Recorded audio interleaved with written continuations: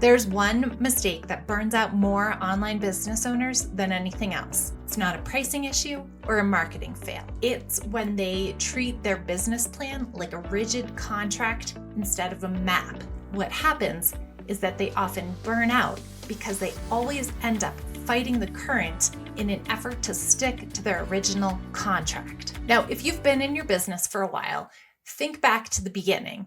You probably had a perfect, complete vision in mind.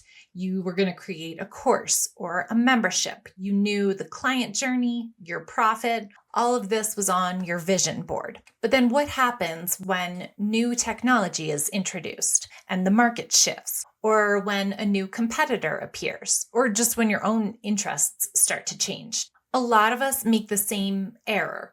We white knuckle the original plan. We've committed to this vision, so it feels sacred, and we feel like we just need to execute harder. You end up fighting the feedback you're getting, burning energy on what's not working, and ending up exhausted. A better way to deal with this is by using the same skill used by the best whitewater rafting guides. Bear with me, this will make sense in a minute.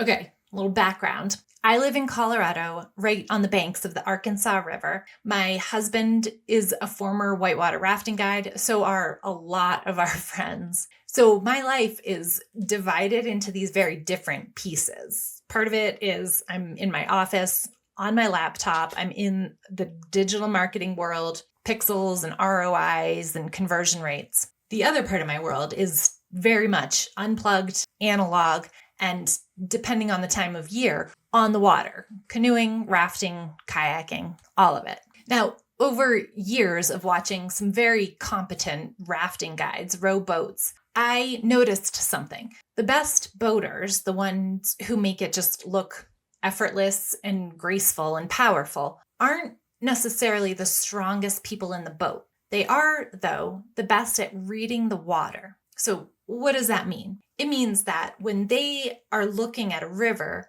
they're noticing and tuning in to the subtle cues. So they can see the current, where the energy of the river is pulling the boat. They identify eddies, which are those calm spots behind rocks or on the sides of the river where you can take a break and regroup. They see the eddy lines, which is the seam between where the current is going in different directions, which, if you're not careful, can spin your boat or suck you down. And these boaters are always watching for sleepers, which are rocks that are just below the surface. And if you hit them, you can lose just all your momentum. So these expert boaters and guides are reading the signals in real time and adjusting, like pulling a little bit here, pushing a little bit there. They're using the river's own energy to help them get where they want to be. Contrast that with somebody who might be very strong, but is less experienced, right?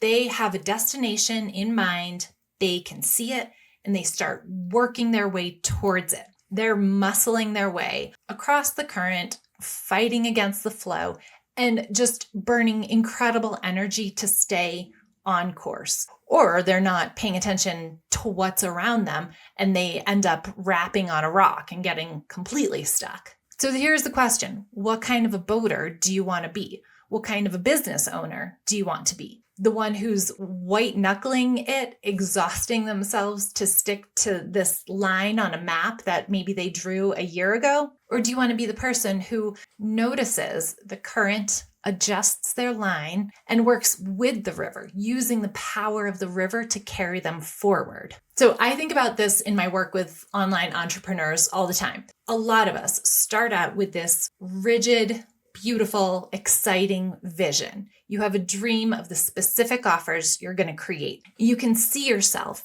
downstream with your thriving 6-figure course business, your sold out monthly membership, or running these fun, high-ticket, transformative retreats. So you know where you are. That's point A. You can see point B, and you have a vision for how to get there. But the truth is, it's not just up to you. You're also working with the river. So let's say a new technology emerges, like AI, or a new social platform, or a better CRM, or a new competitor comes on the scene, or an existing one changes their strategy. Maybe your audience's needs evolve. Like what they were struggling with 2 years ago isn't the same thing that keeps them up at night today. Or your own expertise just deepens and you realize that you're more passionate about a specific niche or a specific demographic than you were in the past. Or a pandemic happens or a recession looms and just everything goes out the window, right? If you white knuckle your initial plan in the face of these changes, you're fighting the current. You're spending all your energy and all this willpower